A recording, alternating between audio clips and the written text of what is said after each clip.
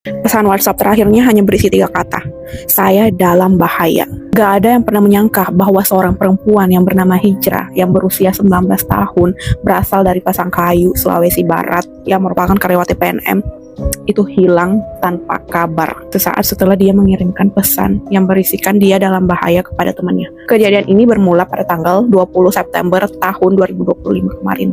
Jadi seperti biasa pada malam itu si Hijrah ini melakukan tugasnya sebagai karyawati PNM, yakni menagih cicilan nasabah. Nah, ada salah satu nasabah dia yang bernama Risman berusia 33 tahun.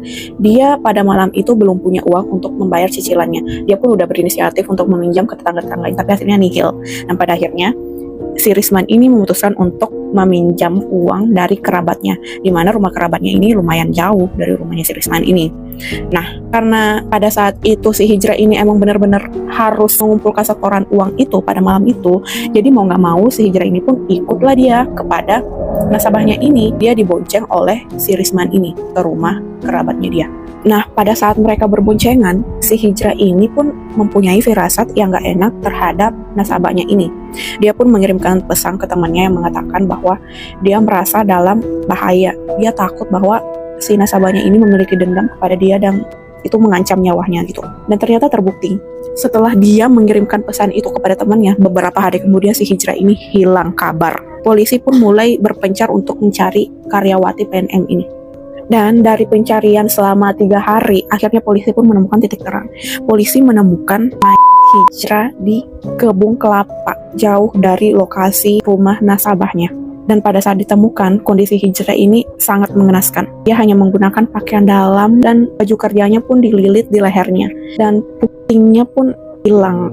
Polisi pun menduga bahwa ini adalah tindakan paksaan dan pembunuh.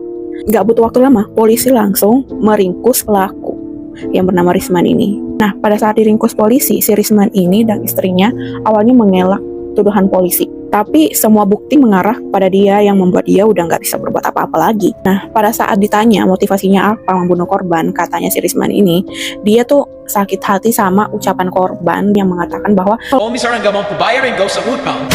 Nah, pada saat korban melontarkan kalimat itu, si nasabahnya ini pun gelap mata dan langsung melampiaskan kemarahannya kepada Hijrah dengan cara kepala Hijrah ini dibenturkan dan ditendang dan mencekik korban sampai nyawa korban melayang. Dan dia sengaja membuka pakaian korban dengan tujuan mempermalukan korban. Motor korban ini ditemukan 100 meter dari lokasi penemuan mayat korban, di mana motor korban ini masih lengkap dengan helm dan gorengan yang belum sempat dimakan oleh korban. Nah guys, kisah Hijrah ini mengingatkan kita